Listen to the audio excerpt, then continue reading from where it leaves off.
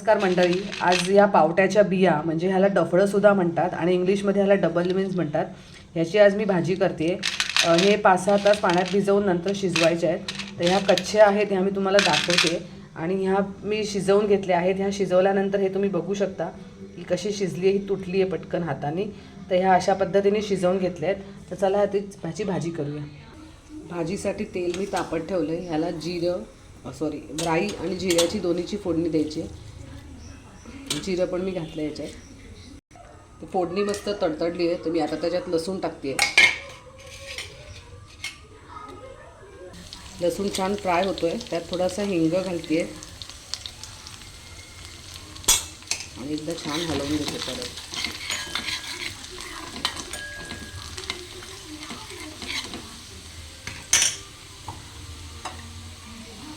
कांदा आणि कोथिंबीरही मी याच्यात घातलेली आहे. कोथिंबीर फोडणी ह्याच्यासाठी टाकली की जरा छान त्याला कोथिंबीरचा मस्त स्मेल येईल. आणि परत एकदा मस्तपैकी हलवून घेते. लसूण आणि कांदा छान फ्राय झाला आहे. आता ह्यात मी हे पावट्याच्या बिया टाकते आणि छान हलवून घेते.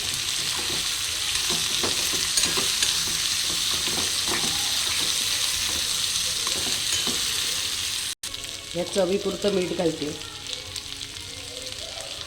हे तुमच्याकडे शिजलेले असेल तर तुम्ही फक्त एवढंच ठेवून सकाळी नाश्त्यासाठी पण हे खाऊ शकता. हे खूप फुल ऑफ प्रोटीन आहे, त्यामुळे ह्याच्यात नाश्त्यातसुद्धा खाऊ शकता. पण आता मला भाजी करायची असल्याकारणाने मी थोडंसं त्यात लाल तिखट वगैरे घालणार आहे.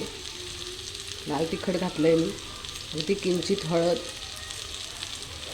आणि गोडा मसाला आणि एकदा मस्त हलवून घेणार आहे. ह्यात किंचित पाणी घालणार आहे मी, अगदी किंचित, जास्त नाही.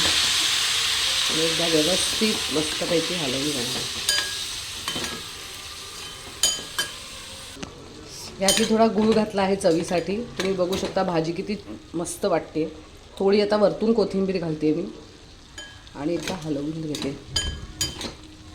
तर मंडळी, ही पावट्याच्या दाण्याची भाजी बियांची भाजी कशी वाटली ते नक्की कळवा आणि मला कमेंट्समध्ये कळवा की भाजी तुम्ही करून बघितलीत का.